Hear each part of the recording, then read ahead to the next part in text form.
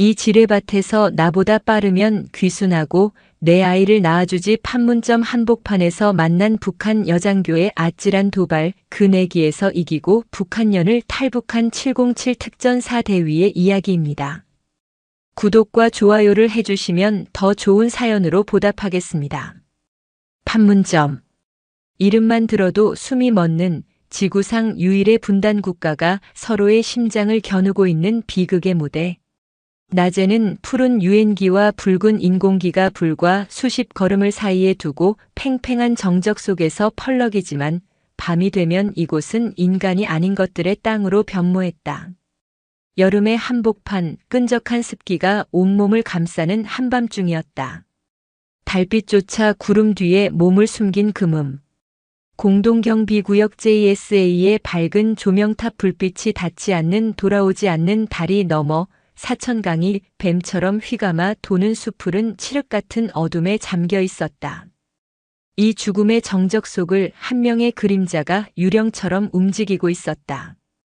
대한민국 육군 특수전사령부 제707 특수임무단 100호 부대 소속 강지혁 대위. 그의 얼굴은 검은 위장 크림으로 덮여 있었고 칠흑 같은 특수 전투복은 주변의 어둠과 완벽하게 하나가 되어 있었다. 그는 지금 이곳 공동경비구역 경비대대 JSA 경비대대의 작전구역이 아니었다.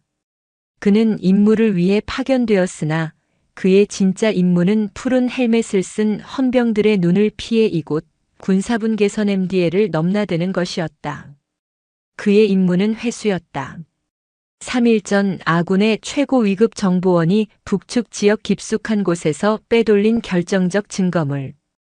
그것이 담긴 소형 저장 장치가 이곳 판문점 인근에 약속된 투하 지점에 숨겨져 있었다. 문제는 그 지점이 군사분 개선에서 북쪽으로 100m 더 들어간 사천강이 굽이치는 늪지대 인근이라는 것이었다. 이곳은 707의 정예 요원 중에서도 강지혁만이 수행할 수 있는 임무였다. 그는 발소리를 죽이는 특수 전투화를 신고 흙과 나뭇잎의 미세한 마찰음까지 제어하며 움직였다.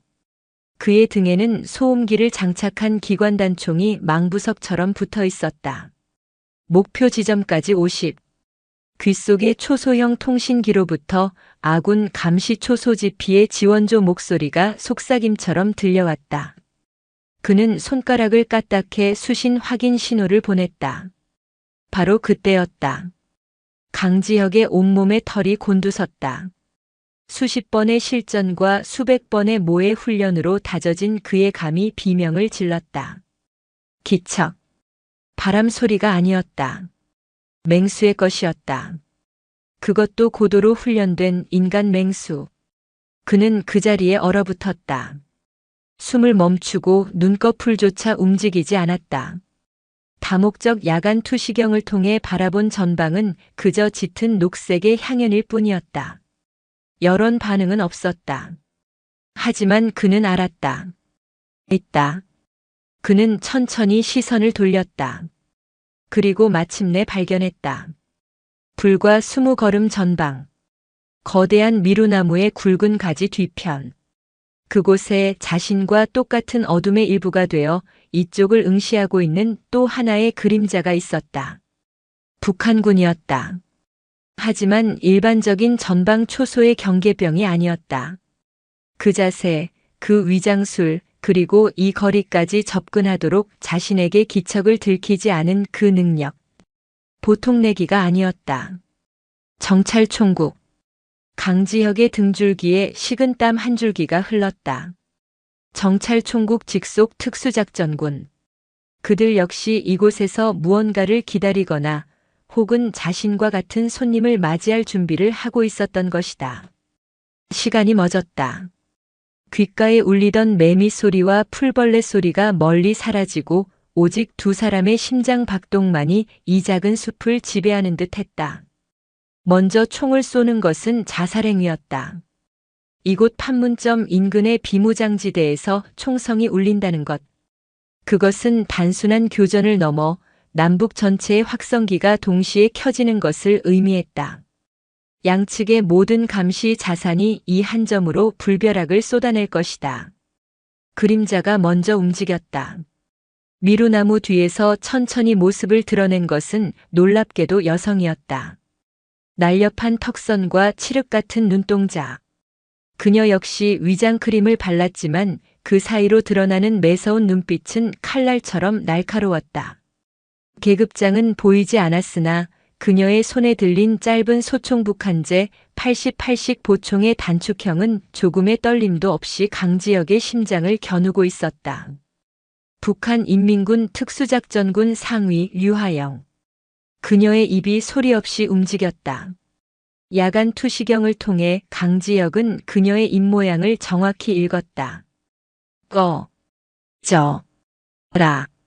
강지혁 역시 미동도 하지 않았다. 그는 천천히 고개를 가로저었다. 네. 팽팽한 긴장감이 활시위처럼 당겨졌다. 누가 먼저 방아쇠를 당길 것인가? 아니, 누가 먼저 이 살벌한 침묵을 깰 것인가?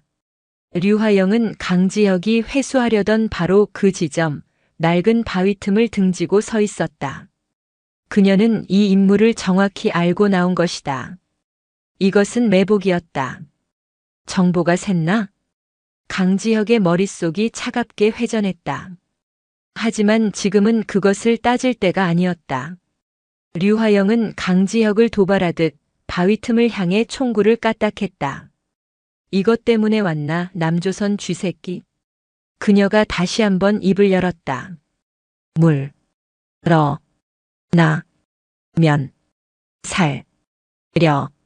준다. 그것은 회유이자 마지막 경고였다. 강지혁은 선택의 기로에 섰다.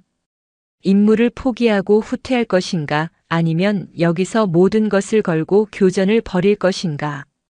707의 교범에는 포기란 없었다. 그는 천천히 자신의 기관단총 안전장치를 풀었다. 그 미세한 찰칵 소리는 이 정적 속에서 천둥처럼 울려 퍼졌다. 류하영의 눈이 가늘어졌다. 어리석은 놈. 그녀 역시 방아쇠에 손가락을 걸었다. 이제 모든 것은 0.1초의 싸움이었다. 바로 그 순간 두 사람의 신경전을 비웃기라도 하듯 하늘이 찢어지는 소리가 들렸다. 콰르르르릉. 그몸의 하늘을 가르고 장대비가 쏟아지기 시작했다. 단순한 소나기가 아니었다. 며칠간 축적된 습기가 폭발하듯 쏟아붓는 국지성 호우였다. 젠장.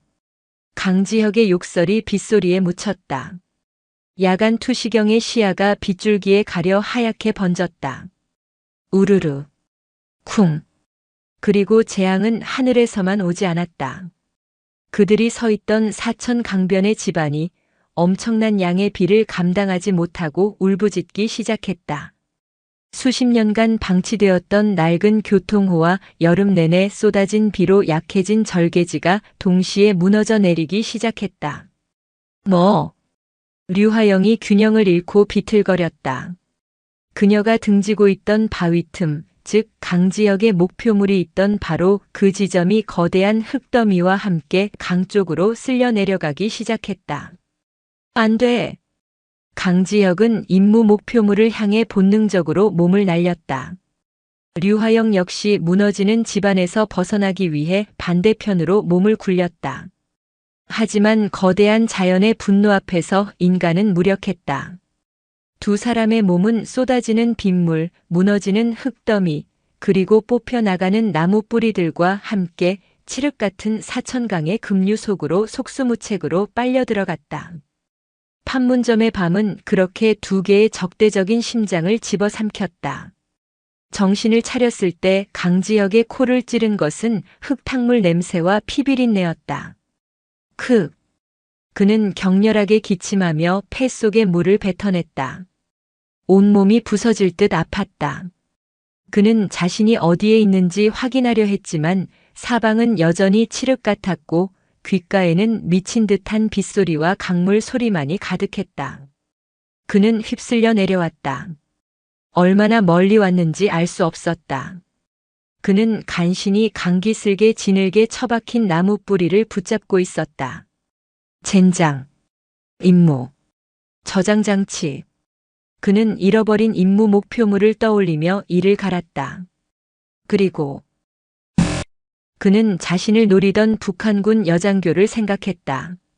아마도 급류에 휩쓸려 저 하류 어딘가로 떠내려갔거나 혹은 그때 불과 몇 미터 떨어진 곳에서 희미한 신음소리가 들렸다.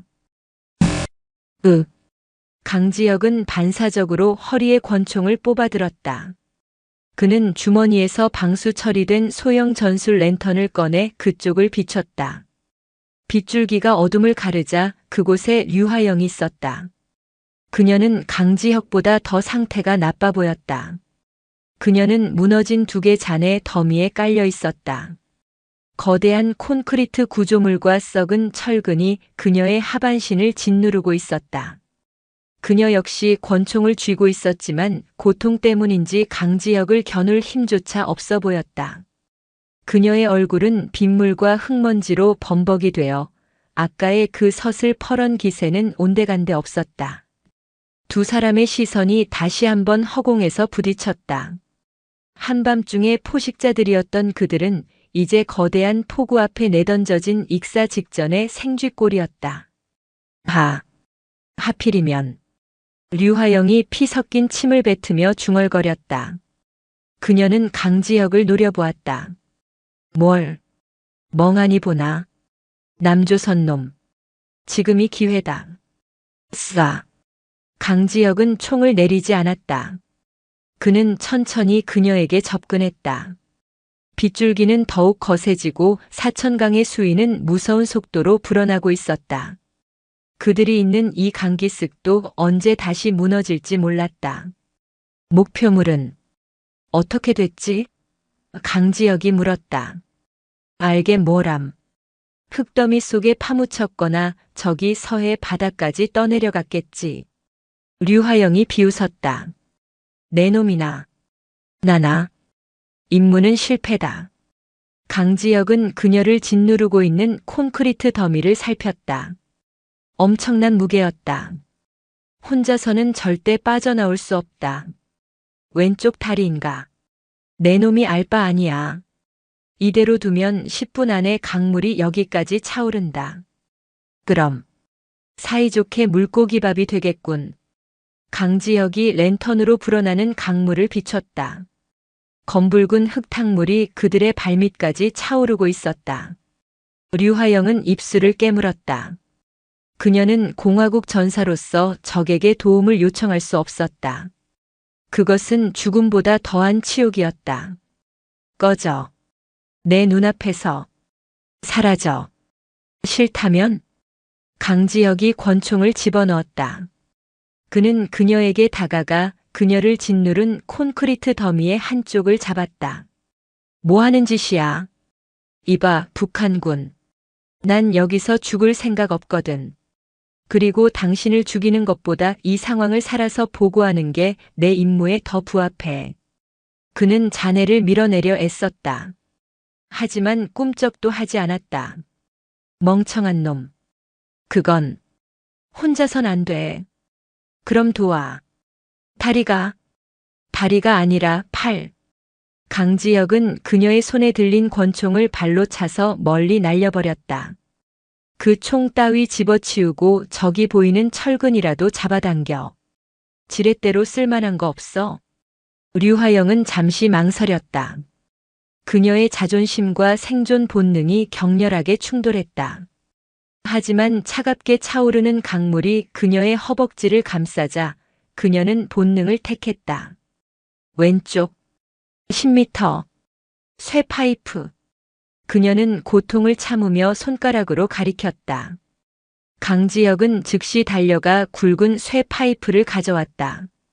내가 이걸 끼워 넣을 테니 신호를 주면 당신도 상체를 일으켜서 반대편으로 밀어. 알았나? 명령. 하지 마라. 하나, 둘, 셋. 강지혁이 쇠파이프를 틈새에 끼우고 온몸의 체중을 실어 내리눌렀다. 으아! 류하영도 비명을 지르며 상체를 일으켜 젖먹던 힘까지 다해 자네를 밀어냈다. 기기기기. 육중한 콘크리트 더미가 쇠 파이프를 축으로 하여 아주 조금 불과 몇 센티미터 들렸다. 지금이야. 다리 빼. 류화영은 비명을 삼키며 피투성이가 된 왼쪽 다리를 자네 밑에서 거칠게 뽑아냈다. 거의 동시에 쇠 파이프가 그녀의 무게를 이기지 못하고 휘어지며 자네는 다시 쿵 소리를 내며 떨어졌다. 하. 하. 두 사람은 비를 맞으며 거친 숨을 몰아쉬었다. 강물은 이미 그들의 허리까지 차올랐다. 젠장. 류화영이 자신의 다리를 내려다보고 경악했다. 다행히 절단되지는 않았지만 날카로운 철근이 허벅지를 관통했다. 붉은 피가 흙탕물과 뒤섞여 검붉은 강물을 만들고 있었다. 동맥. 강지혁이 즉시 그녀의 상처를 확인했다. 아니야. 다행히 동맥은 피했어. 그는 망설이지 않았다. 그는 자신의 전투 배낭을 열어 응급처치 키트를 꺼냈다. 그리고는 류화영의 군복 바지를 거칠게 찢어 상처를 노출시켰다. 손대지 마. 류화영이 반사적으로 그의 손을 밀쳤다. 가만히 있어. 강지혁이 그녀의 뺨을 후려쳤다. 과다출혈로 쇼크사하고 싶나? 난 당신을 구조하는 게 아니야. 최소한의 응급처치를 하는 거지. 적이라도 부상병은 치료하는 게 제네바 협. 아니, 그냥 내 원칙이야. 그는 능숙한 솜씨로 지혈대를 꺼내 그녀의 허벅지 윗부분을 강하게 조였다. 그리고 소독약이 묻은 거즈로 상처를 틀어막고 압박붕대를 감았다. 그 과정 내내 류화영은 고통과 치욕으로 이를 악물었지만 저항하지 않았다. 일어서. 강지혁이 그녀의 팔을 잡아 일으켰다. 이제 갈라지자. 류화영이 그에게서 벗어나려 했지만 부상당한 다리로는 한 걸음도 뗄 수 없었다. 멍청하긴. 강지혁이 혀를 찼다. 이 폭우에 이 다리로 어딜 가겠다는 거야? 날이 밝으면 당신 내 수색조가 오겠지. 그때까지 살아남아야 할 것 아닌가. 그는 랜턴으로 주변을 비췄다. 불어난 강물을 피할 수 있는 곳은 단 한 군데, 저 위쪽 무너진 두 개 잔의 더미 위에 있는 작은 동굴 혹은 오래된 벙커의 입구처럼 보이는 곳뿐이었다. 저기까지 가야 해. 업혀. 뭐? 업이라고 했다. 죽어도. 내 놈 등에는. 그럼 여기서 얼어 죽든가. 강지혁이 그녀를 노려봤다. 난 간다. 그가 먼저 절벽을 향해 걸음을 옮겼다. 류화영은 그 자리에 서서 차오르는 강물과 그의 뒷모습을 번갈아 보았다. 그녀의 선택지는 없었다. 같이 가. 그녀는 자존심을 구겨넣고 그를 향해 절뚝거리며 걸어갔다. 강지혁은 말없이 그녀가 자신의 어깨에 팔을 두르도록 도왔다. 적과 적이 서로의 체온에 의지한 채 미친 듯이 포효하는 사천강의 급류를 헤치고 위태로운 절벽을 기어오르기 시작했다. 그들이 찾아낸 곳은 오래된 벙커가 아니었다. 일제 강점기 혹은 그 이전에 파놓은 듯한 낡고 축축한 자연 동굴이었다. 입구는 좁았지만 안은 성인 2명이 겨우 비를 피할 수 있을 정도의 공간이 나왔다. 밖에서는 여전히 폭우가 세상을 집어삼킬 듯 쏟아지고 있었다. 강지혁은 류화영을 동굴 안쪽 벽에 기대어 앉혔다.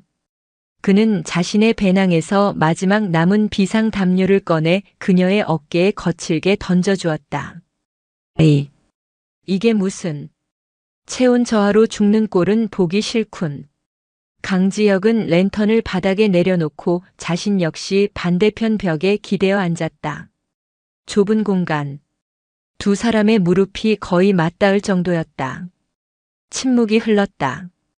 동굴 밖의 빗소리가 이 침묵을 더욱 무겁게 짓눌렀다. 류화영은 어깨에 걸쳐진 담요를 내려다보았다. 따뜻했다. 며칠 만에 처음 느껴보는 온기였다. 그녀는 자신을 구해준 적, 그것도 방금 전까지 자신을 쏴 죽이려 했던 남조선 특수부대 장교를 훔쳐보았다. 그 역시 흠뻑 젖어 있었고 빗물에 위장크림이 얼룩덜룩 지워져 가고 있었다. 랜턴 불빛에 드러난 그의 얼굴은 생각보다 젊었지만 눈빛은 수십 년 묵은 바위처럼 단단했다. 왜? 구했지? 류하영이 먼저 침묵을 깼다. 목소리는 물에 젖어 심하게 갈라져 나왔다. 말했잖아. 보고해야 하니까. 강지혁이 눈을 감은 채 대답했다. 적 특수부대원과 조우. 교전 직전 천재지변 발생. 임무 목표 유실. 그리고 적 부상병 응급 처치 후 조우 지점 이탈. 이게 내 보고서 내용이 될 거다. 가소롭군. 내 놈들의 그 위선적인 인도주의. 위선? 강지혁이 눈을 떴다. 그의 눈빛이 랜턴 불빛에 번뜩였다. 당신이야말로 가소롭군. 날 매복해서 쏴 죽이려던 주제에 막상 내가 당신을 구해주니 위선이라고. 그냥 고맙다고는 못하나? 류하영은 고맙다는 말이 목구멍에 걸려 나오지 않았다. 내 놈의 도움 따위. 필요 없었어. 그냥 놔뒀으면 죽었겠지. 그럼 당신네 공화국에서는 날 쏴 죽이지 못한 겁쟁이 전사로 기억되겠군. 난 당신을 살려줌으로써 당신에게 더 큰 치욕을 준 건가? 강지혁의 말은 비수처럼 그녀의 자존심을 찔렀다. 닥쳐. 왜? 틀린 말인가? 강지혁이 그녀 쪽으로 몸을 기울였다. 당신 이름이 뭐지? 계급은? 내 놈이 알 바 아니다. 좋아, 류하영 상위. 순간 류하영의 눈이 경악으로 커졌다. 네. 내 놈이 어떻게 해? 당신 부대원들 무전 보안이 형편없더군. 당신이 이 구역 담당이라는 건 이미 한 달 전부터 알고 있었어. 강지혁의 말에 류하영은 전율했다. 이 남자는 707은 자신이 생각했던 것보다 훨씬 더 깊숙이 자신들을 파악하고 있었다. 그럼 내 놈 일부러? 아니, 당신이 오늘 그 자리에 매복해 있을 줄은 몰랐지. 그건 내 실수다. 하지만 이젠 아니지. 두 사람 사이의 공기가 다시 얼어붙었다. 이곳은 피난처가 아니었다. 좁은 공간에 갇힌 두 마리의 맹수. 서로가 서로의 숨소리와 체온과 심장 박동 소리까지 들을 수 있는 위험한 공간이었다. 류하영은 허벅지의 통증보다 더 지독한 모멸감을 느꼈다. 그에게 모든 것을 간파당했다. 그리고 목숨까지 비쳤다. 날이 밝으면 어떻게 할 거지? 말했잖아. 각자 갈 길 가는 거지. 난 남쪽으로, 당신은 북쪽으로. 오늘 밤 일은 그냥 끔찍한 악몽이었다고 치는 거야. 내 놈을 믿을 수 있을 것 같나? 류하영이 비웃었다. 날이 밝는 순간 내 동료들이 이곳을 샅샅이 뒤질 게다. 내 놈은 살아서 돌아가지 못해. 그건 내 사정이고. 강지혁이 어깨를 으쓱했다. 그보다 당신 다리나 걱정하시지. 이대로 두면 감염돼서 절단해야 할지도 몰라. 그는 배낭에서 다시 무언가를 꺼냈다. 전투식량 봉지였다. 그는 그 중에서 초콜릿바 하나를 꺼내 그녀에게 툭 던졌다. 류하영은 날아온 초콜릿바를 노려봤다. 독이라도 탔나? 당신을 죽일 거였으면 아까 강물에 처박았어. 먹어. 체온 유지하는 데는 이게 최고야. 설탕 덩어리거든. 류하영은 잠시 망설였다. 뱃속에서 천둥 같은 소리가 울렸다. 그녀는 며칠간 제대로 먹지 못한 상태였다. 그녀는 천천히 포장지를 뜯었다. 단맛이 혀에 닿는 순간 그녀는 온몸의 긴장이 풀리는 것을 느꼈다. 그리고 동시에 눈물이 핑 돌았다. 이적이 베푸는 온정과 이 달콤한 맛이 그녀가 수십 년간 지켜온 이념의 벽을 허무하게 만들고 있었다. 그녀는 고개를 숙여 그가 자신의 눈물을 보지 못하게 했다. 강지혁은 말없이 그녀가 초콜릿바를 다 먹는 것을 지켜보았다. 비가 좀 잦아드는군. 그의 말대로 미친 듯이 울부짖던 빗소리가 조금씩 잦아들고 있었다. 동굴 밖으로 희미하게, 아주 희미하게 동이 터오는 푸른빛이 새어들어오고 있었다. 밤이 끝나가고 있었다. 그리고 그들의 기묘한 휴전도 끝나가고 있었다. 새벽빛은 거짓말처럼 스며들었다. 밤새 세상을 집어삼킬 듯 포효하던 폭우는 언제 그랬냐는 듯 가늘어지더니 이내 끔찍한 정적을 남기고 멈췄다. 동굴 밖으로 드러난 세상은 어젯밤의 그것이 아니었다. 사천강은 누런 흙탕물을 개워내며 흉측하게 불어 있었고 강변의 숲은 통째로 뽑혀 나가거나 진흙 속에 처박혀 있었다. 강지혁과 류화영은 동굴 입구에 나란히 서서 자신들이 살아남은 이 기괴한 풍경을 멍하니 바라보았다. 밤사이의 기묘한 휴전은 끝났다. 그들은 다시 남과 북의 군인이었다. 하지만 어젯밤 좁은 동굴 안에서 서로의 심장 소리를 들으며 체온을 나눈 그 기억은 축축한 군복처럼 끈질기게 그들의 살갗에 달라붙어 있었다. 이제 가야겠군. 강지혁이 먼저 입을 열었다. 그의 목소리는 젖은 흙처럼 무거웠다. 그는 류화영을 흘끗 보았다. 그녀는 밤새 앓는 소리를 냈지만 지금은 이를 악물고 벽에 기댄 채 서 있었다. 왼쪽 다리의 붕대는 이미 핏물이 배어나와 검붉게 변해 있었다. 그래. 가라, 남조선 놈. 류화영이 그를 쳐다보지도 않고 말했다. 그리고 오늘 밤 일은 잊어. 다시 만나면 그땐 내 놈의 심장에 총알을 박아 넣을 테니. 그 다리로. 강지혁의 빈정거림에 류화영의 어깨가 움찔했다. 내 동무들이 곧 올 게다. 내 놈이나 걱정하시지. 이 훤한 대낮에 그 잘난 위장복을 입고 군사분계선을 다시 넘을 수 있을 것 같나? 그녀의 말이 맞았다. 날이 완전히 밝았고 비는 그쳤다.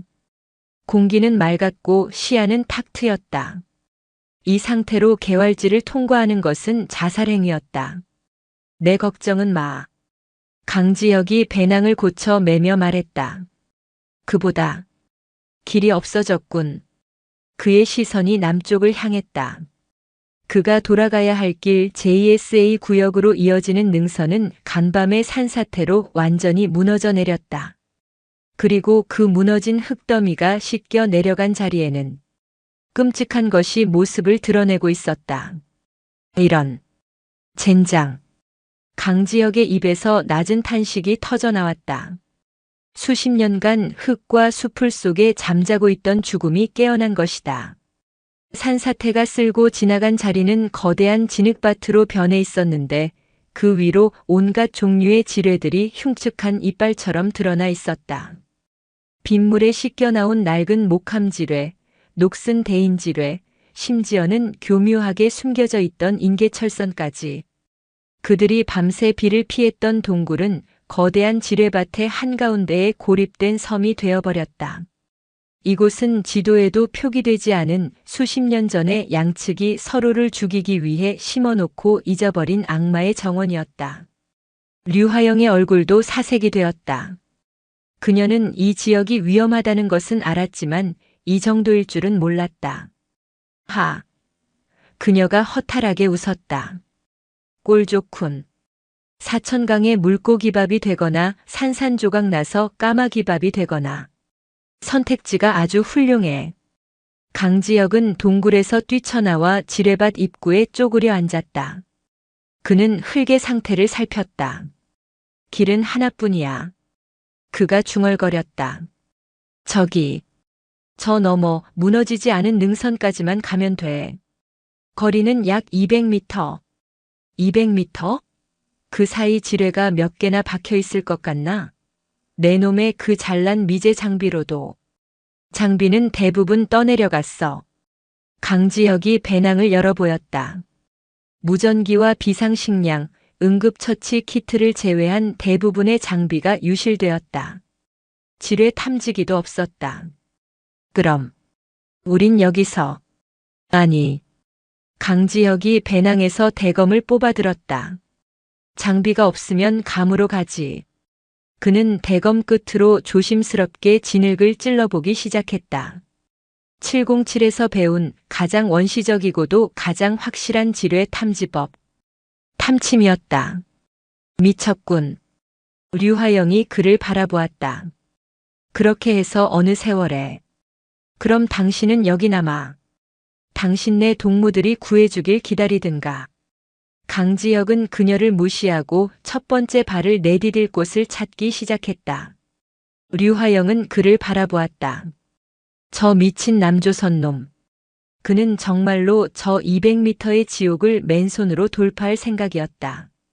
어젯밤 자신을 구해준 그 무모함. 그리고 지금 이 절망적인 상황에서도 포기하지 않는 저 집요함.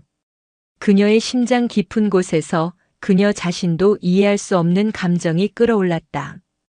그것은 분노였지만 동시에 지독한 호기심이었고 어쩌면 경외감일지도 몰랐다. 저런 놈이 남조선의 장교라고. 그녀는 다리의 고통도 잊은 채 그에게 다가가 절뚝거리며 섰다. 비켜. 뭐? 비키라고 했다. 내 놈 그따위 솜씨로 하다간 첫발에 내 놈의 발목과 내 목이 같이 날아갈 게다. 류화영은 자신의 전투화에서 대검을 뽑았다. 그녀는 강지혁보다 더 깊숙이 그러나 더 부드럽게 진흙을 찔러 넣었다. 이곳의 흙은 점토질이야. 탐침이 둔탁하게 들어가면 그건 돌멩이지만 딱 하고 짧게 부딪히는 감촉이 오면 그건 우리 할아버지 세대가 심어놓은 목함이다. 그리고 그녀는 눈을 감고 흙냄새를 맡았다. 비릿한 녹냄새. 저기 내 놈 정면 세 걸음 앞. 거기 반보병 지뢰가 있어. 강지혁은 그녀가 가리킨 곳을 조심스럽게 팠다. 정말로 흙 속에 녹슨 쇠뭉치가 모습을 드러냈다. 넌 어떻게? 난 여기서 자랐다. 류화영이 차갑게 말했다. 내 놈들이 책으로 배울 때 우린 이 흙을 파먹으며 훈련받았어. 그녀는 강지혁을 밀치고 앞으로 나섰다. 내가 길을 열지. 내 놈은 내 뒤에서 내 다리가 되어라.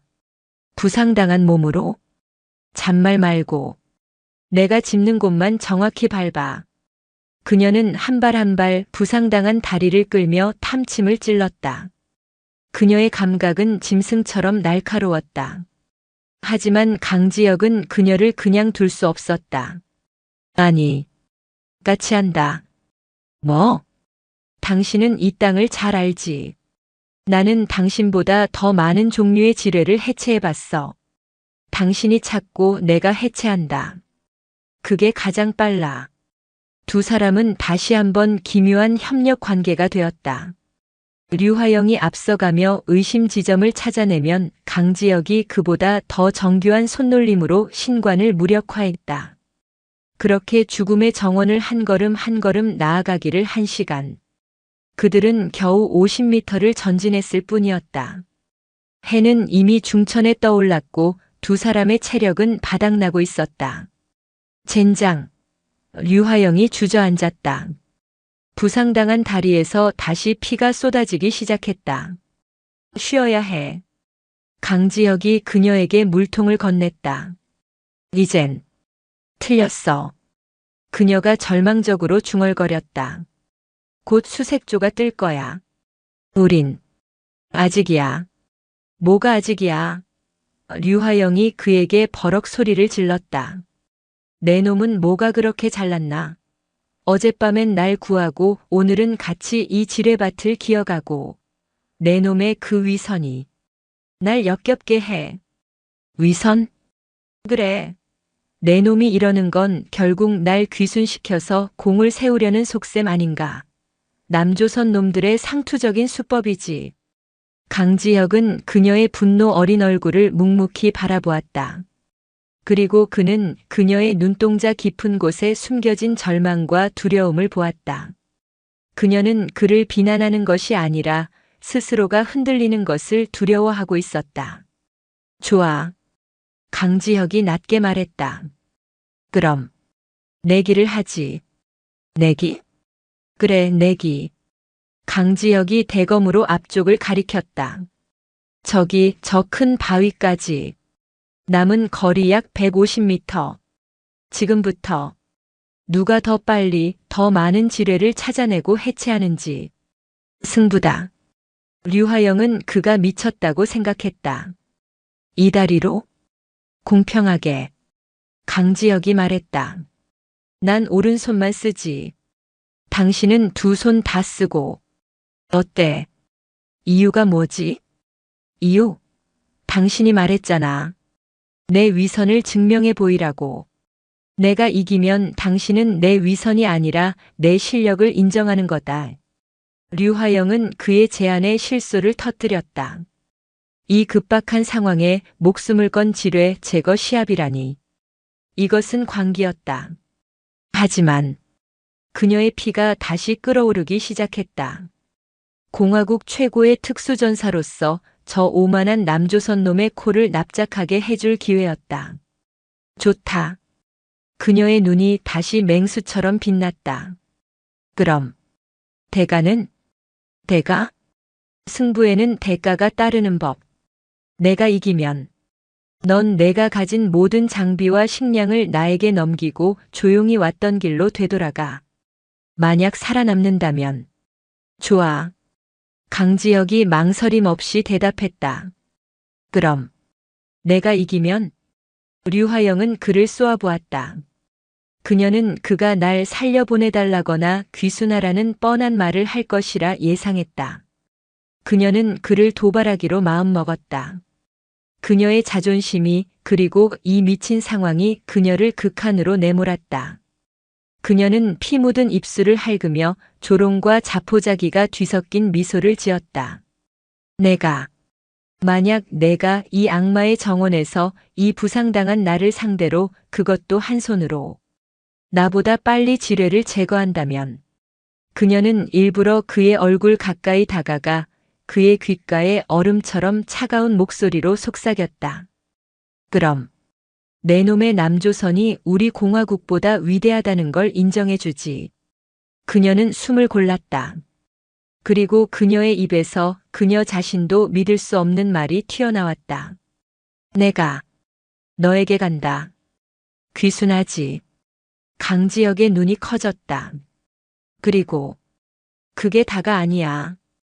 그녀는 이왕 내친 김에 이 미친놈의 얼굴이 어떻게 변하는지 보고 싶었다. 내 놈의 아내가 되어주지. 그리고 그녀는 그의 눈을 똑바로 바라보며 가장 잔인한 도발을 던졌다. 내 놈의 아이까지 낳아주겠다. 임신까지 해주겠다 이 말이다. 어때 이 정도 돼가면 내 놈의 목숨을 걸 만한가 강지혁 대위. 그것은 그녀가 할 수 있는 가장 극단적인 형태의 모욕이자 동시에 그녀가 무의식적으로 갈망해 온 탈출에 대한 절규였다. 강지혁은 그녀의 눈동자 속에서 활활 타오르는 광기와 그보다 더 깊은 슬픔을 보았다. 그는 알았다. 이것은 단순한 내기가 아니라 그녀의 영혼을 건 도박이라는 것을. 그는 천천히 비어있는 왼손을 내밀었다. 약속. 지켜. 두 사람의 시선이 지뢰밭 한가운데서 불꽃처럼 부딪혔다. 내기는 시작되었다. 악마의 정원은 두 사람의 목숨을 건 왈츠 무대가 되었다. 해는 정수리를 내리쬐었고 지늙은 뜨거운 수증기를 내뿜었다.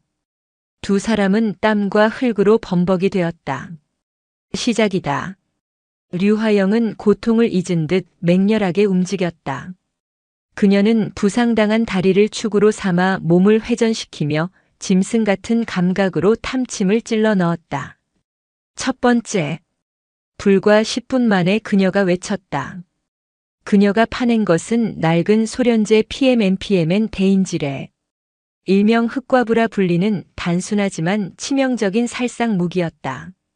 그녀는 망설임 없이 덮개를 열고 격발 장치를 분리한 뒤 안전핀을 다시 꽂았다. 하나. 강지혁은 초조해하지 않았다. 그는 약속대로 왼손을 등 뒤로 한 채 오직 오른손과 대검만으로 자신의 레인을 개척했다. 그는 류화영처럼 빠르지 않았다. 대신 그는 기계처럼 정확했다. 그는 흙의 미세한 밀도 차이, 부자연스럽게 꺾인 풀뿌리 하나 놓치지 않았다. 딱! 대검 끝에 둔탁한 플라스틱의 감촉이 전해졌다. 강지혁의 미간이 좁혀졌다. 비금 속 지뢰. 목함보다 훨씬 찾기 힘든 놈이었다. 그는 조심스럽게 흙을 걷어냈다. 미제 M14 일명 발목 절단기였다. 흥! 내 놈들 것이군. 류화영이 그를 비웃었다. 강지혁은 대답 대신 정교한 손놀림으로 압력판을 고정시켰다. 그리고 신관을 해체하려던 순간 그는 등골이 오싹해지는 것을 느꼈다. 이중 함정. 압력판 밑에 압력이 해제되면 터지는 또 다른 신관이 연결되어 있었다. 707의 교범에서나 보던 악랄한 방식이었다.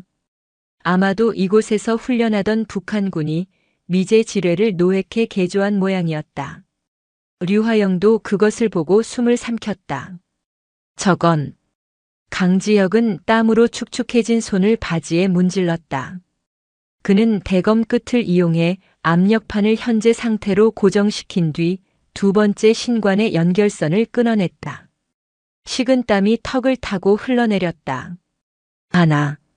그가 해체된 지뢰를 들어보였다. 1:1. 제법이군. 류화영이 입술을 깨물었다. 하지만 늦어. 그녀는 다시 맹렬하게 땅을 파헤쳤다.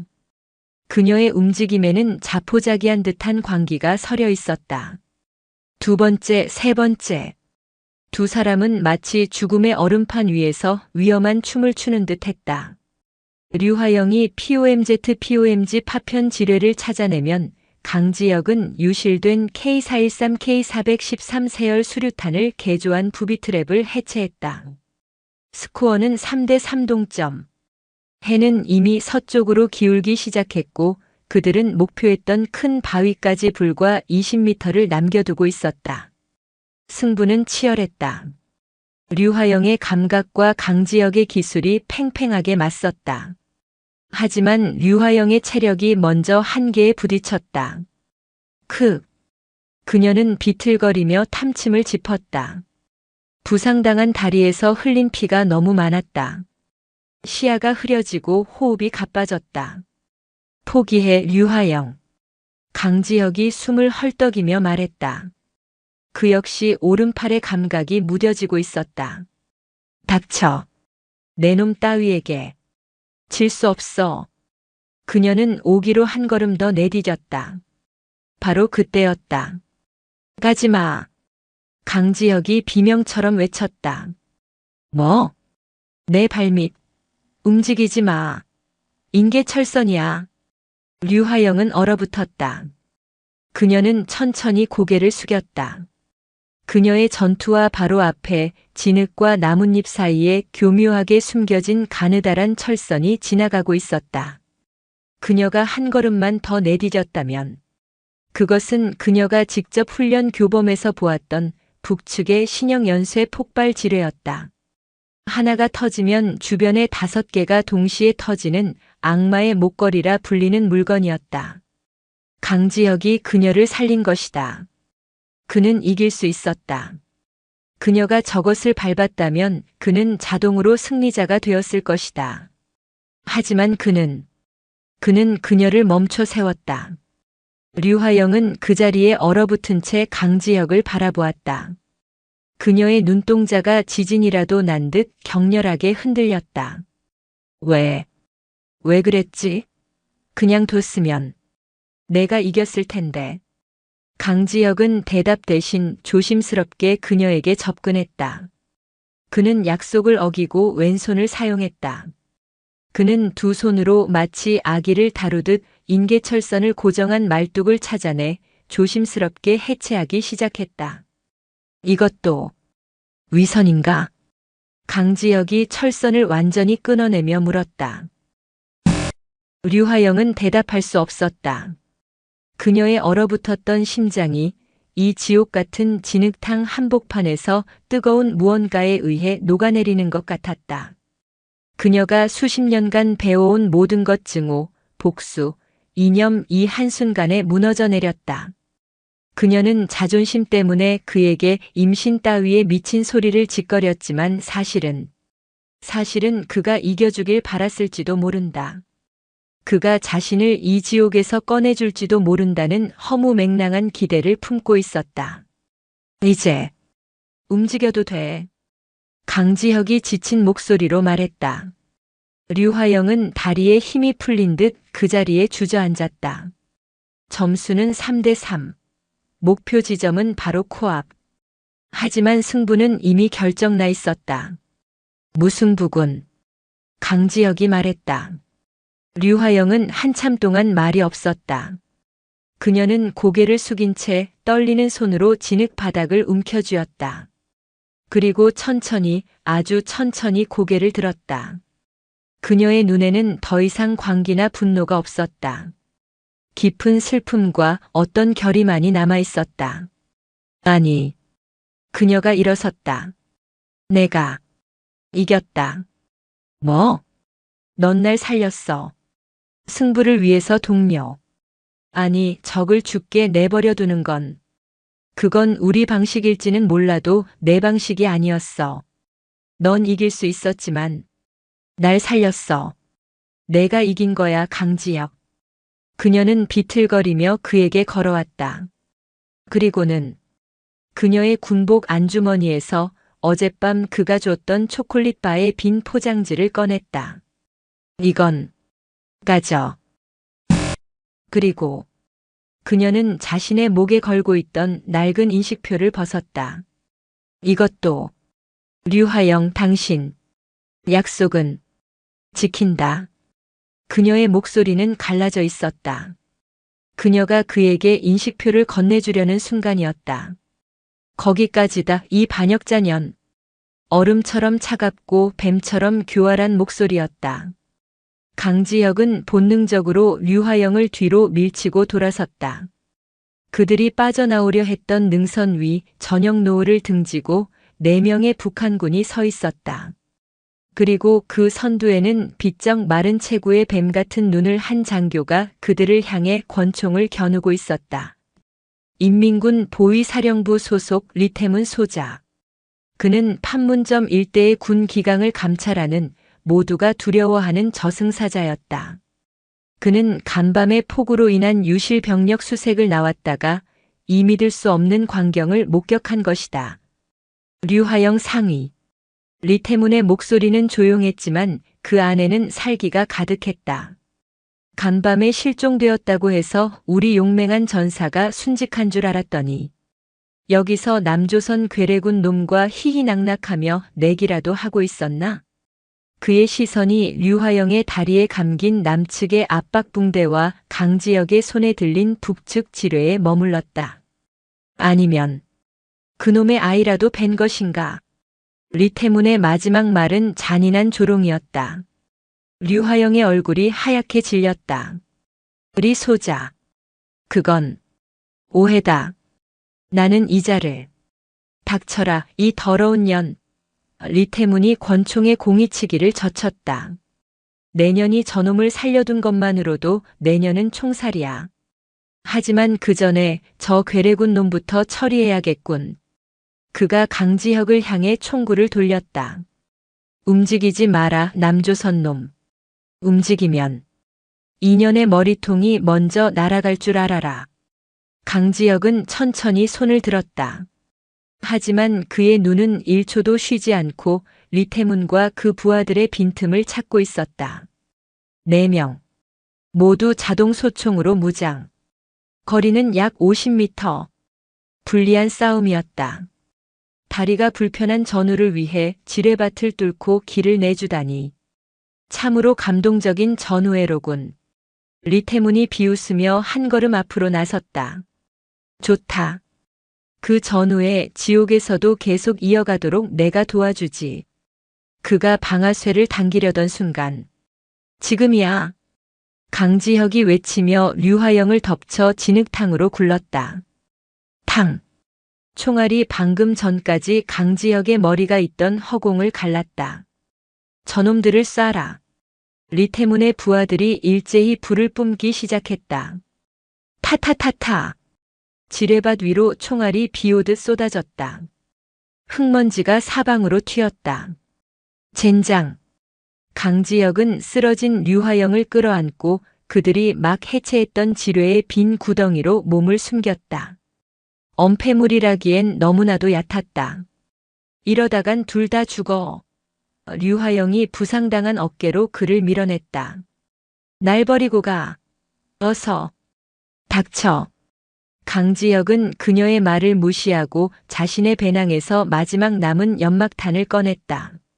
내가 저놈들의 시야를 가릴 테니 당신은 무조건 저 바위 뒤로 뛰어. 뛸 수 있겠어? 다리가. 뛰어. 강지혁은 연막탄의 안전핀을 뽑아 리태문이 있는 능선과 그들 사이의 중간 지점으로 힘껏 던졌다. 쉭. 연막이다. 쏴. 푸슈. 회색 연막이 순식간에 퍼지며 지뢰밭을 뒤덮었다. 지금이야. 다. 강지혁은 류화영의 등을 떠밀었다. 류화영은 이를 악물고 부상당한 다리를 끌며 죽을 힘을 다해 바위를 향해 뛰었다. 거기서 2년. 리태문이 연막 속을 향해 권총을 난사했다. 타타탕. 강지혁도 숨어있던 구덩이에서 뛰쳐나와 자신의 권총으로 엄호 사격을 가했다. 그는 류화영의 반대 방향으로 뛰었다. 적의 화력을 분산시키기 위해서였다. 저놈이다. 저놈을 잡아. 리태문의 부하들이 강지혁을 향해 총구를 돌렸다. 총알이 그의 뺨을 스치고 전투복을 찢었다. 크. 강지혁의 어깨에 총알이 박혔다. 그는 비틀거렸지만 멈추지 않았다. 그는 일부러 지뢰가 아직 남아있는 구역으로 그들을 유인했다. 멍청한 놈. 리태문이 그를 뒤쫓아 지뢰밭으로 뛰어들려던 순간 그의 부하 중 하나가 비명을 질렀다. 소자 동지. 안 됩니다. 저긴 지뢰밭입니다. 뭐라고? 리태문이 멈칫한 사이 강지혁은 이미 연막 속으로 사라진 뒤였다. 젠장. 리태문은 분노로 몸을 떨었다. 그는 놓친 강지혁 대신 바위 뒤에 숨어있는 류화영을 노려보았다. 류화영. 내년이 감히. 그는 부하들에게 명령했다. 저 바위를 포위해라. 전연이 빠져나가지 못하게 해. 날이 어두워지면 내가 직접 처리하겠다. 한편 연막을 뚫고 반대편 숲으로 겨우 몸을 숨긴 강지혁은 나무에 기대어 거친 숨을 몰아쉬었다. 어깨에 통증이 지독했다. 그는 급히 상처를 지혈했다. 그는 능선 너머를 바라보았다. 류화영은 바위 뒤에 고립되었다. 리태문의 부하들이 바위를 포위하고 있었다. 그녀는 도간에 든 쥐였다. 내가 이기면 너에게 간다. 그녀의 목소리가 귓가에 맴돌았다. 그는 그녀가 건네려던 인식표를 떠올렸다. 젠장. 젠장. 그는 무전기를 꺼냈다. 공동경비구역 JSA 지휘통제실과의 비상 주파수였다. 백호. 여기는 스카이폴. 응답하라. 스카이폴? 강대위. 자네. 설명할 시간 없다. 군사분계선 북방 200. 좌표. 그는 머릿속에 지도를 그렸다. 악마의 정원지대. 현재 적 보위부 병력과 교전 중. 뭐라고? 당장 퇴각해. 지원은 불가능해. 퇴각할 수 없다. 강지혁의 목소리는 얼음처럼 차가웠다. 지금부터 내 말 잘 들어. 이건 귀순자 확보 작전이다. 귀순자? 강대위, 자네 미쳤나? 북한군 상위 류화영. 그녀가 귀순 의사를 밝혔고 현재 적의 사살 위협에 노출되어 있다. JSA 경비대대의 즉각 상황 전파. UN 사유엔에스 승인 요청해. 난 그녀를 데리고 돌아간다. 그는 무전기를 껐다. 그는 이것이 군인으로서의 자신의 목숨을 거는 가장 미친 도박임을 알았다. 그는 소총을 고쳐 잡았다. 그는 류화영이 고립된 그 바위를 향해 어둠이 내리기 시작한 숲을 가로질러 다시 움직이기 시작했다. 그녀와의 잔인한 내기는 아직 끝나지 않았다. 어둠이 내렸다. 어둠은 리태문 소좌에게는 친구였고 류화영에게는 사형 집행인이었다. 그녀는 바위 뒤에 몸을 숨긴 채 부서진 다리와 새로 총알이 스친 어깨의 고통을 동시에 견뎌내고 있었다. 피가 진흙과 섞여 끈적하게 굳어갔다. 강지혁. 그녀는 그가 자신을 버리고 도망쳤다고 생각하지 않았다. 그녀는 그가 자신을 유인하기 위해 일부러 반대 방향으로 뛰었다는 것을 알았다. 멍청한 놈. 자기 목숨도 간수하지 못하는 주제에 누구를 구하겠다고. 그녀는 쓰게 웃었다. 그리고 98식 보총의 마지막 탄창을 확인했다. 5발. 류화영 상위. 저 멀리 능선에서 리태문의 목소리가 확성기를 타고 흘러나왔다. 그는 이미 완벽하게 포위망을 구축한 포식자처럼 여유가 넘쳤다. 이제 그만 포기하시지. 어둠이 완전히 내리면 내년이 숨은 그 바위는 쑥대밭이 될 게다. 곱게 기어나와서 공화국의 법에 따라 처벌을 받으라. 내년의 아비 얼굴을 봐서 고통 없이 한 방에 보내주지. 류화영은 대답 대신 총구의 먼지를 닦았다. 그녀는 항복할 생각이 없었다. 저 뱀 같은 자의 손에 죽느니 차라리 이 지뢰밭에서 마지막 한 놈이라도 더 끌고 가다 죽는 편이 나았다. 그녀는 강지혁이 건네려다만 그 인식표를 생각했다. 그 미친 내기. 그 허무맹랑한 약속. 그때였다. 피우. 정적을 깬 것은 리태문의 총성이 아니었다. 날카롭게 공기를 가르는 소리와 함께 류화영의 머리 위 하늘이 대낮처럼 환해졌다. 조명탄이다. 리태문의 부하들이 당황해서 외쳤다. 남쪽 군사분계 선엠디엘 너머에서 쏘아올린 조명탄이었다. 웬 놈들이야? 남조선 놈들의 도발이다. 리태문이 남쪽을 향해 고함을 질렀다. 그 순간 그의 등 뒤 그가 방금 전까지 강지혁을 쫓던 바로 그 숲속 어둠 속에서 퓨, 퓨. 소음기가 달린 두 발의 총성. 리태문의 포위망 양날개를 맡고 있던 2명의 병사가 신음소리와 함께 쓰러졌다. 다리와 어깨. 정확한 제압 사격이었다. 매복이다. 적이다. 리태문은 경악했다. 그 괴뢰군 놈이 도망간 게 아니었다. 놈이 다시 돌아왔다. 적이다. 숲속. 남은 2명의 부하가 숲을 향해 미친 듯이 총을 쏘기 시작했다. 타타타타. 바로 그 순간 강지혁이 숲에서 뛰쳐나와 류화영이 숨은 바위를 향해 전력으로 질주했다. 조명탄의 역광을 받아 그는 마치 지옥에서 뛰쳐나온 악귀 같았다. 류화영. 지금이야. 너. 이 미친. 류화영은 그가 자신을 구하기 위해 다시 지옥으로 뛰어들었다는 사실에 전율했다. 일어서. 뛰지 못하면 기어. 군사분계선까지 10m. 강지혁이 그녀의 팔을 잡아 끌어당겼다. 저놈들을 막아. 리태문이 권총을 빼들고 직접 그들을 향해 사격했다. 탕. 총알이 류화영의 뺨을 스쳤다. 강지혁은 그녀를 자신의 몸으로 감싸 안다시피 하며 남쪽을 향해 몸을 날렸다. 적이다. 적이. 그때 남쪽에서 또 다른 목소리가 울려 퍼졌다. 조명탄이 아니라 수십 개의 강력한 서치라이트가 일제히 그들을 비췄다. 움직이지 마라. 여긴 유엔군 사령부 관할 구역이다. 확성기를 통해 울려 퍼지는 한국어와 영어가 뒤섞인 경고 방송. 군사분계선 남쪽 불과 10m 앞에 JSA 경비대대의 신속 대응팀 QRF의 방패처럼 늘어서 있었다. 강지혁의 무모한 귀순자 확보 무전이 결국 그들을 움직인 것이다. 강지혁과 류화영은 조명탄과 서치라이트의 빛 한가운데에 완벽하게 고립되었다. 북쪽에는 리태문의 총구, 남쪽에는 JSA의 방어선. 그들은 정확히 지도 위에 그어진 붉은 선, 군사분계선 위에 서 있었다.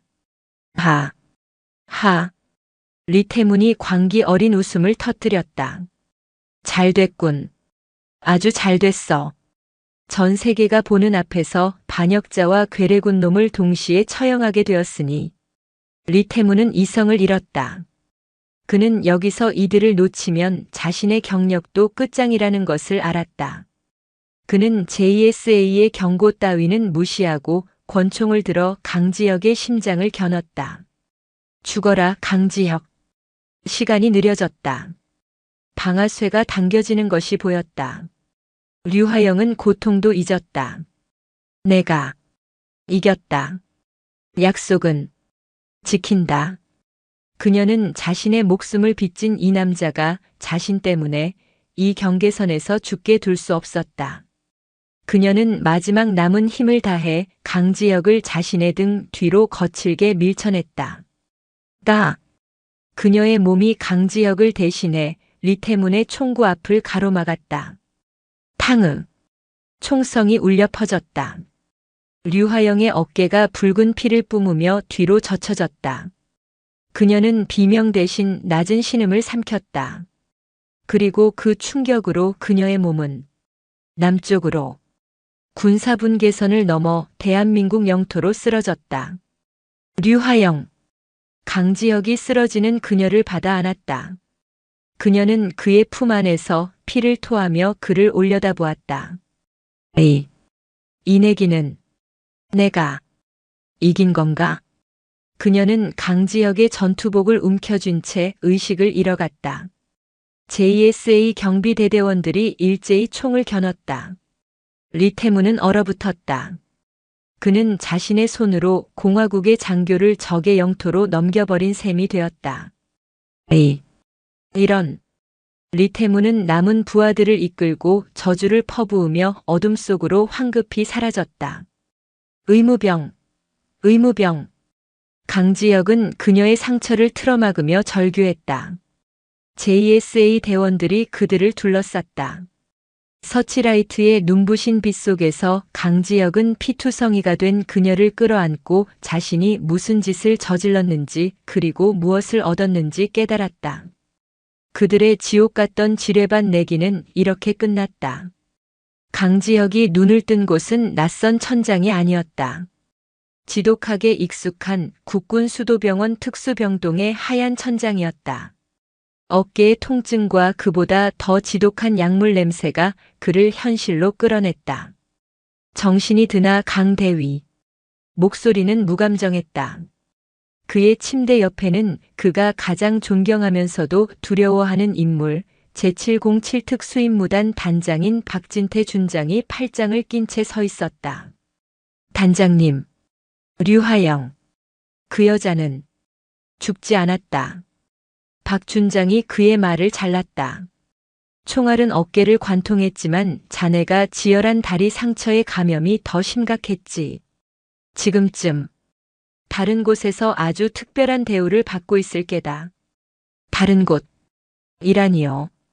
국가정보원 NIS 안전가옥. 혹은 지하실. 나도 몰라. 박 준장은 의자를 끌어와 앉았다. 그의 얼굴은 분노와 피로로 가득했다. 자네가 어젯밤 무슨 짓을 했는지 아나, 강대위? 저는 귀순자를. 닥쳐. 박 준장의 주먹이 침대 옆 철제 테이블을 내리쳤다. 귀순자? 자네의 독단적인 월북 행위, 미승인 교전, 유엔사 정전 협정 위반. 자네 때문에 지금 판문점은 얼어붙었어. 북측은 아군 장교 납치 사건이라며 당장 송환하지 않으면 무력 도발을 감행하겠다고 길길이 날뛰고 있다. 강지혁은 입술을 깨물었다. 자네는 707의 수치야. 동시에 박준장은 한숨을 내쉬었다. 국정원의 영웅이 되었지. 북한 정찰총국 직속 여장교를 그것도 살아서 데려왔으니 그놈들은 지금 축제 분위기다.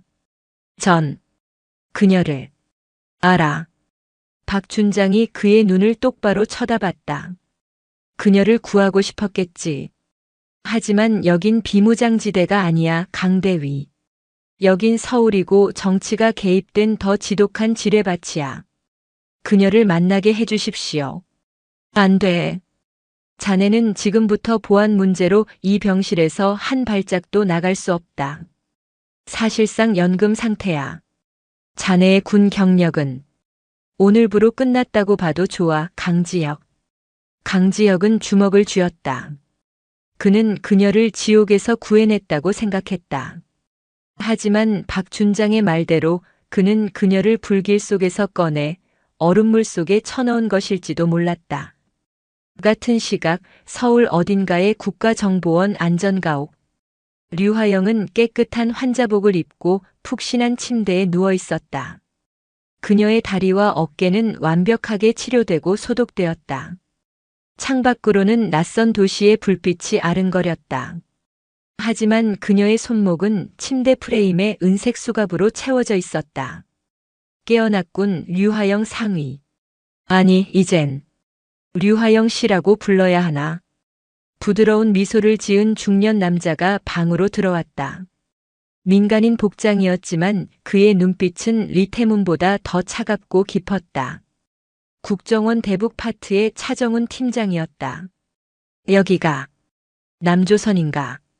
류화영의 목소리는 여전히 거칠었다. 환영하네. 몸은 좀 어떤가? 우리 의료진이 최고 실력자들이지. 차 팀장이 그녀에게 물 한 잔을 건넸다.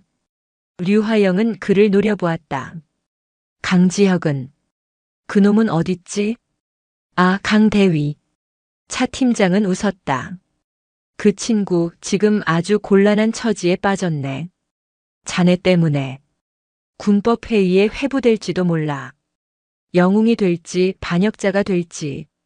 줄타기 중이지. 류화영의 심장이 차갑게 내려앉았다. 나 때문에? 하지만 차 팀장이 본론을 꺼냈다. 그 모든 것은 자네의 입에 달렸어, 화영 씨. 무슨 뜻이지? 자네가 정말로 귀순한 것인지 아니면 강대위를 이용해서 난파된 고정 간첩인지. 우린 그걸 알아야겠어. 그는 그녀의 침대 옆에 의자를 놓고 앉았다. 강대위는 자네를 구하기 위해 모든 것을 걸었더군. 심지어 지뢰밭에서 둘이 내기를 했다는 황당한 보고까지 올렸어. 결혼이니 임신이니 하는 아주 재미있는 소설이더군. 차정훈의 눈이 뱀처럼 빛났다. 그 내기 사실인가? 자네가 그를 유혹한 건가? 아니면 그가 자네를 협박한 건가? 류화영은 깨달았다. 이곳은 총성 없는 전쟁터였다. 그녀의 말 한마디가 강지혁의 목숨을 구할 수도 혹은 그를 나락으로 떨어뜨릴 수도 있었다.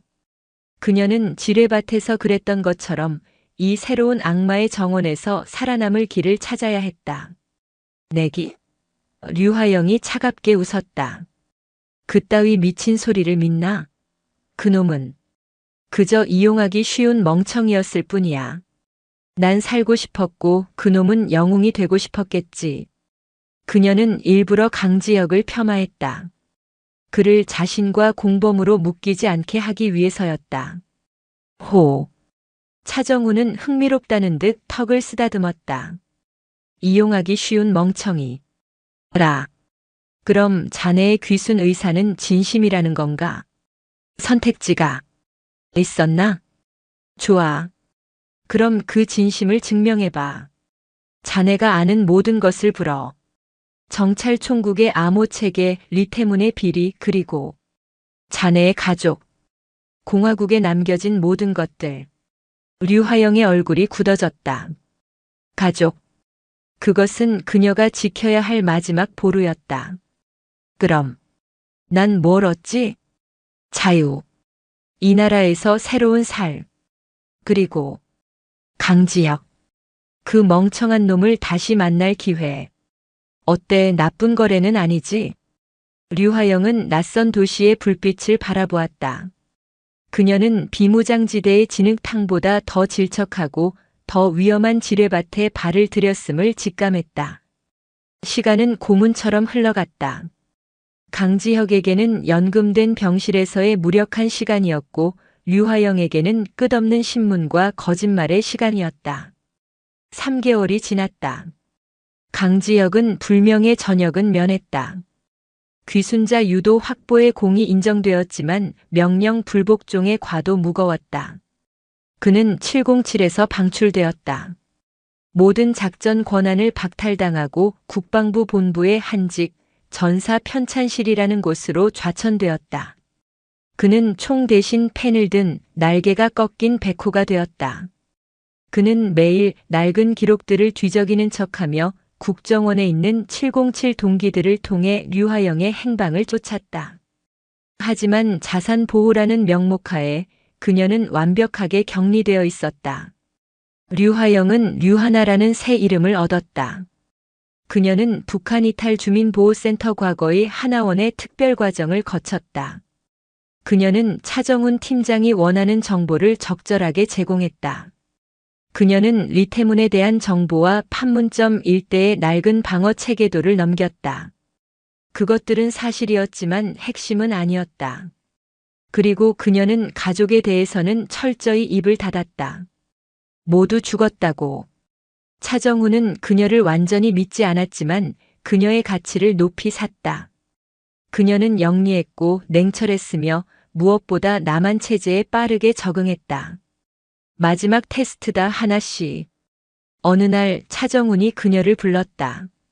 그녀는 이제 수갑을 차지 않았고 자유롭게 센터 내부를 다닐 수 있었다. 무슨 테스트지? 우리가 자네가 제공한 정보로 리태문을 제거할 작전을 짰네. 북측 내부의 우리 정보원을 통해서 말이지. 그런데 정보원이 자네가 직접 작성한 암호화된 작전 제안서를 요구했어. 자네만이 아는 그들만의 방식으로. 류하영은 그게 무슨 뜻인지 즉시 알아차렸다. 이것은 함정이었다. 자신이 북에 남은 동료들에게 비밀 신호를 보낼 수 있는지 떠보는 마지막 시험대였다. 좋다. 류하영은 망설이지 않았다. 종이와 펜을 줘. 그녀는 몇 시간 동안 완벽한 북한군 내부 보고서 양식으로 문서를 작성했다. 작전의 허점, 리태문의 예상 이동 경로, 그리고 그를 제거할 최적의 방식.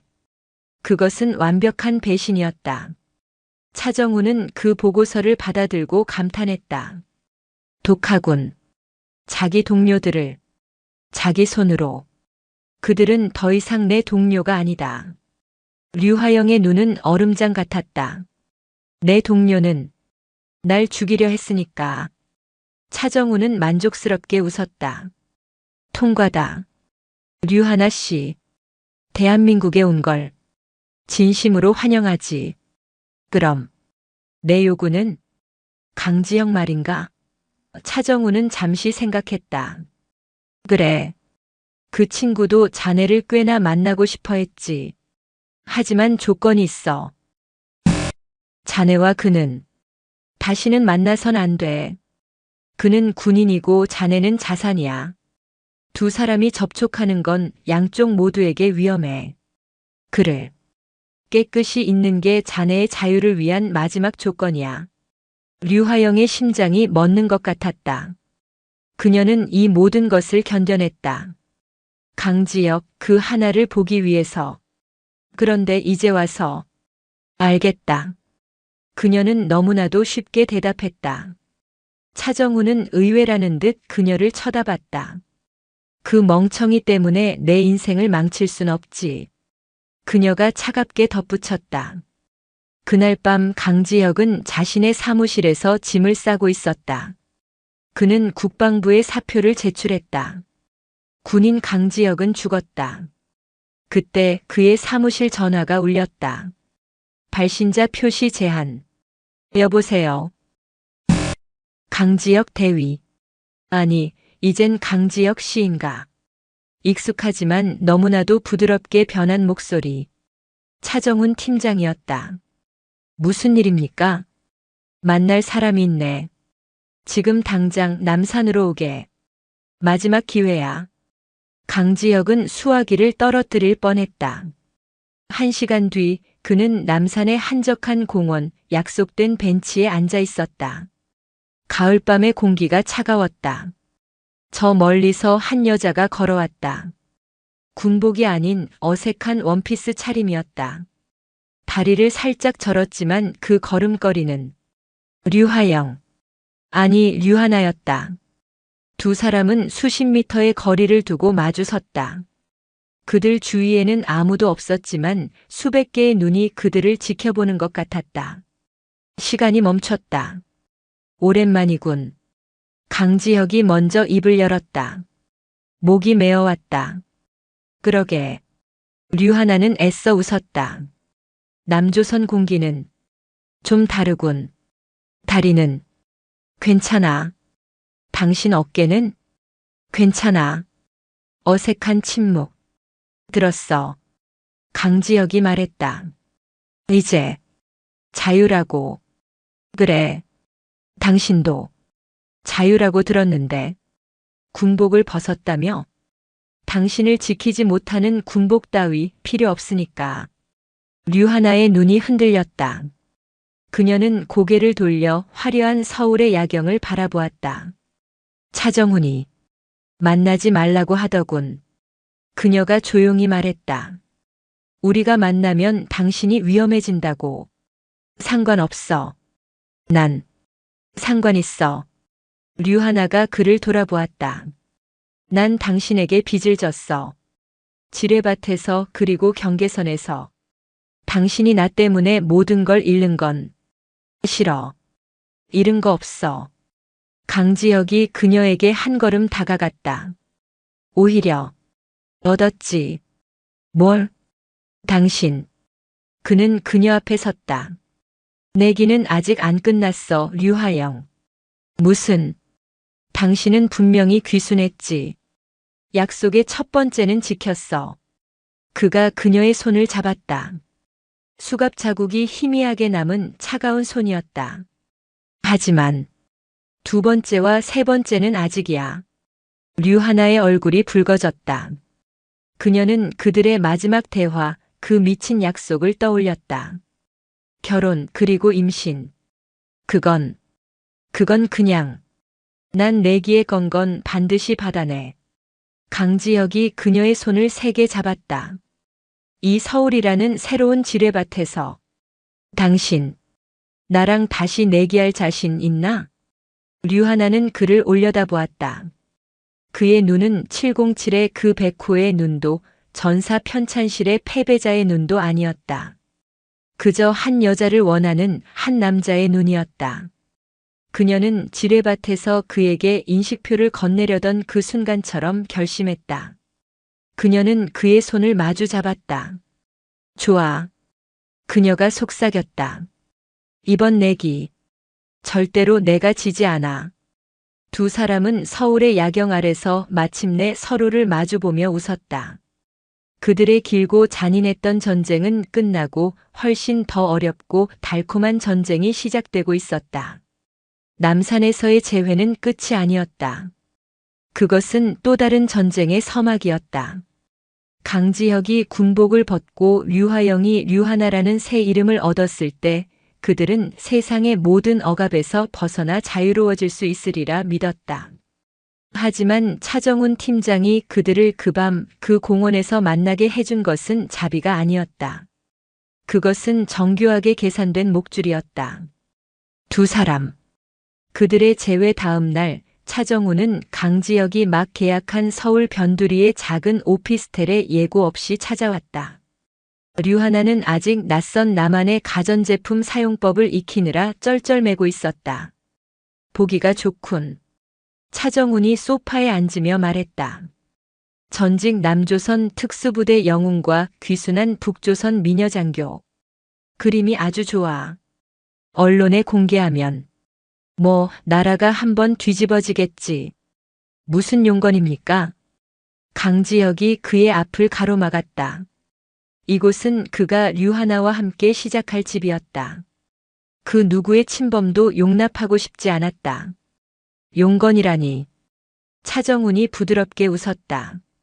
축하해 주러 왔지. 새 출발 말이야. 그리고 작은 업무도 하나 주려고. 그는 서류 봉투 하나를 테이블 위에 던졌다. 류하나 씨는 아직 우리 보호 관찰 대상이야. 그리고 강지혁 씨 자네는 그녀를 이 지경으로 만든 장본인이지. 그의 눈이 뱀처럼 빛났다. 자네가 그녀의 신변을 책임져. 공식적으로는 안전가옥에서 생활하는 전직 요원의 민간인 파트너. 비공식적으로는 자네가 그녀의 핸들러가 되는 거야. 장난합니까? 강지혁이 으르렁거렸다. 우린 그냥 평범하게. 평범? 차정훈이 코웃음을 쳤다. 자네들 둘이 합쳐서 평범이라는 단어와 가장 거리가 먼 인간들이야. 류하나 씨, 자네를 죽이려던 리태문 소자. 아직 살아있어. 류하나의 손에 들려있던 찻잔이 쨍그랑 소리를 내며 바닥에 떨어져 박살났다. 무슨 말도 안 돼. 내가 넘긴 작전 계획서라면. 그래, 자네 계획대로 움직였지. 아주 완벽했어. 하지만 그 뱀 같은 놈 후각 하나는 기가 막히더군. 마지막 순간에 함정을 눈치채고 사라졌어. 지금은 행방불명이야. 차정우는 몸을 앞으로 숙였다. 그놈은 자네에게 모든 걸 잃었어. 계급, 명예, 조국. 그런 놈이 마지막으로 뭘 할 것 같나? 복수지. 그는 지금 자네와 강지혁 두 사람을 죽이기 위해 어딘가를 떠돌고 있어.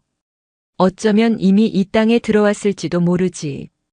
그들의 작은 오피스텔은 순식간에 비무장지대의 그 진흙탕 동굴보다 더 차갑고 축축한 공기로 가득 찼다. 그래서 우릴 미끼로 쓰시겠다.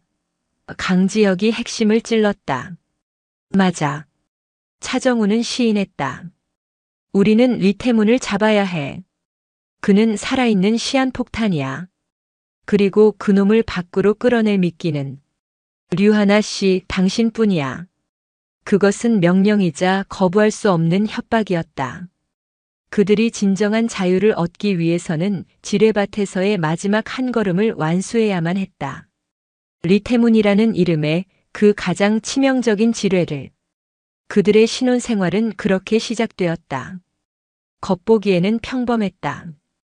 강지혁은 군 동기의 소개로 작은 민간 보안업체에서 보안팀장으로 일하기 시작했다.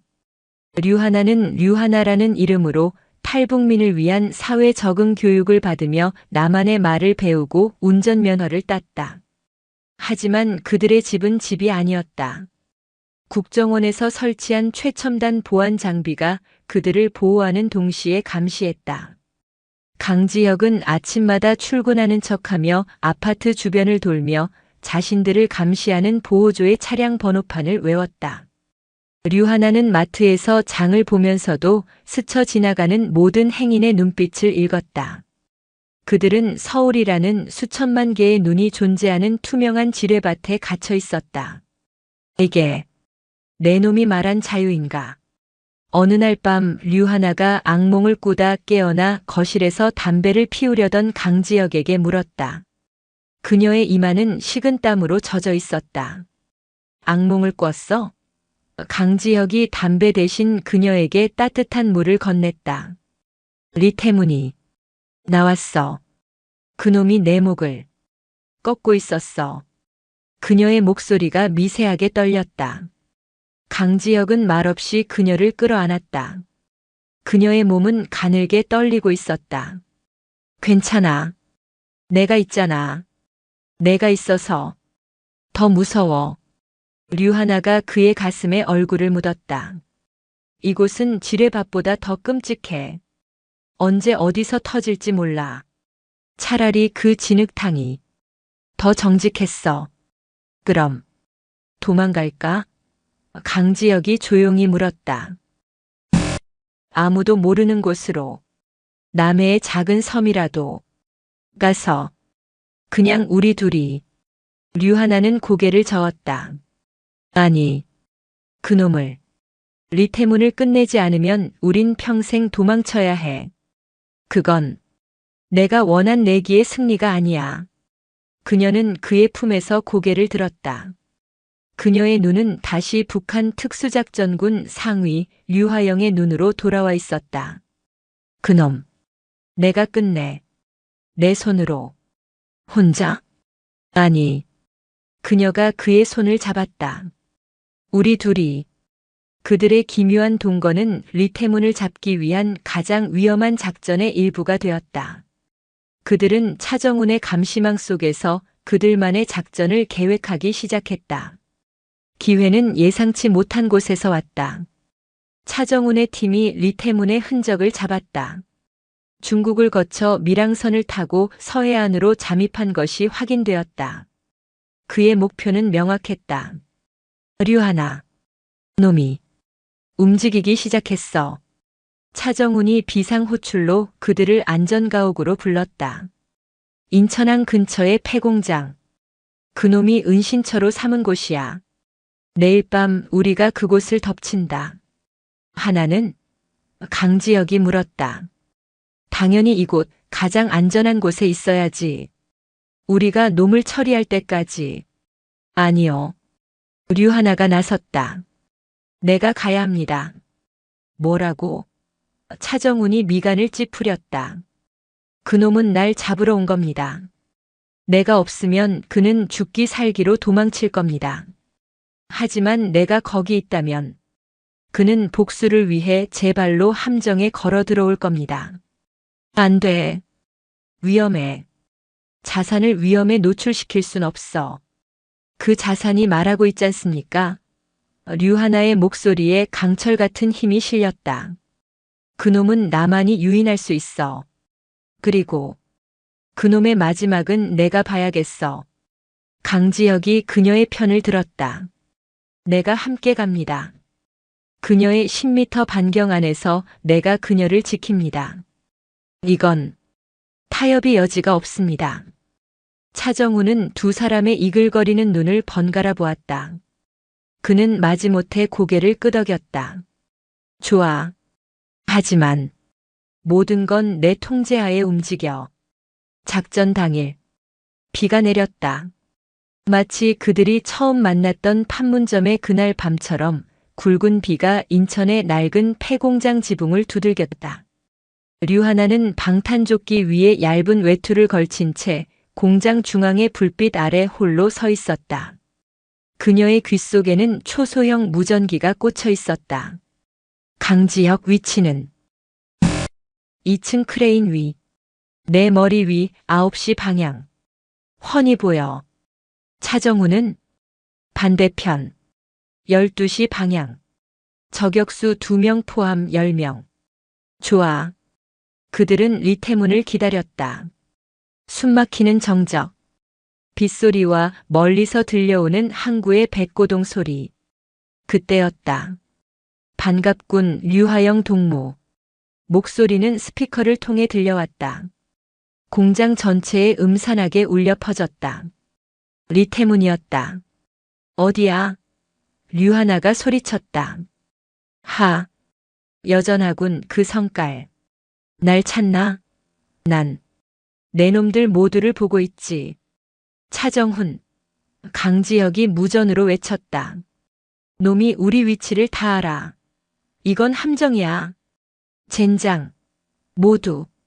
차정훈의 말이 끝나기도 전에 공장 입구의 낡은 변압기가 거대한 불꽃과 함께 폭발했다. 쾅.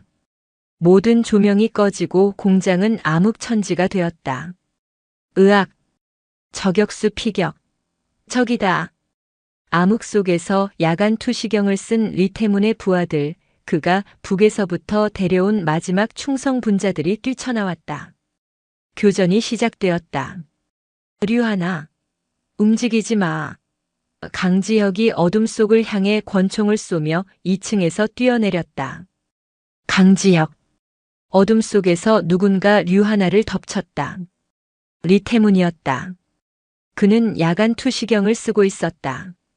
드디어 잡았군, 이 반역자년. 그가 그녀의 머리채를 잡고 끌고 가려던 순간 강지혁이 그를 덮쳤다. 세 남녀가 빗물이 새어 들어오는 공장 바닥에서 뒤엉켰다. 내 놈. 강지혁. 내 놈 때문에. 리태문이 단도를 뽑아 강지혁의 어깨를 찔렀다. 크역. 죽어. 둘 다 죽어. 리태문이 피에 미쳐 날뛰었다. 그는 더 이상 장교가 아니었다. 모든 것을 잃은 짐승이었다. 그가 단도를 강지혁의 심장을 향해 내리찍으려는 순간 탕! 총성이 울렸다. 교전 중이던 국정원 요원의 총성이 아니었다. 아주 가까운 곳에서 고막을 찢는 듯한 소리. 리태문의 몸이 뻣뻣하게 굳었다. 그는 믿을 수 없다는 듯 자신의 가슴을 내려다보았다. 붉은 피가 배어나오고 있었다. 그의 뒤에 강지혁이 떨어뜨린 권총을 든 류하나가 서 있었다. 그녀의 팔은 떨리지 않았다. 내내기는. 그녀가 얼음처럼 차가운 목소리로 말했다. 너랑 한 게 아니야. 리태문은 두 사람을 번갈아 노려보다가 거품 섞인 숨을 내뱉으며 쓰러졌다. 모든 것이 끝났다. 1년이 흘렀다. 서울의 한낮은 눈부시게 평화로웠다. 그날 밤 인천항의 총성은 세상에 알려지지 않았다. 차정우는 리태문의 시신을 수습했고 부상당한 강지혁과 류하나를 보호했다. 리태문의 죽음으로 류하나의 자산 가치는 사라졌다. 그녀는 마침내 완벽한 민간인 류하나가 되었다. 강지혁은 그날의 부상으로 어깨에 흉터가 남았지만 707에서 배운 기술로 작은 보안 컨설팅 회사를 차려 그럭저럭 꾸려나가고 있었다. 그들의 작은 오피스텔. 류하나는 더 이상 악몽을 꾸지 않았다. 그녀는 창가에 서서 낯선 서울의 풍경이 아닌 창틀에 놓인 작은 화분에 물을 주고 있었다. 다녀왔어. 강지혁이 현관문을 열고 들어섰다. 그는 넥타이를 풀며 지친 기색으로 그녀에게 다가왔다.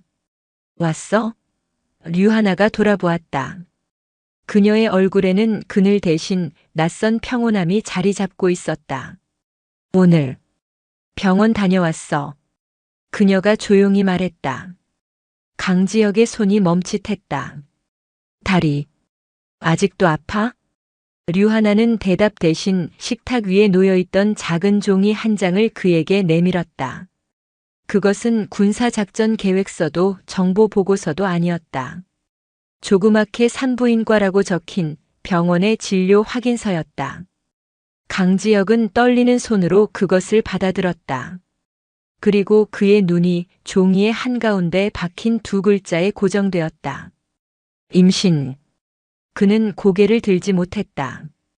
그의 어깨가 707의 그 어떤 훈련보다도 리태문의 칼보다도 더 격렬하게 떨리고 있었다. 강지혁. 류하나가 그의 얼굴을 감싸 안았다. 그제야 그는 고개를 들었다. 그의 눈에는 눈물이 가득했다. 이게 지뢰밭에서 한 내기.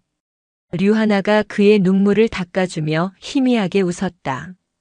기억나? 내가 이긴다고 했는데. 아니. 강지혁이 그녀를 끌어안았다.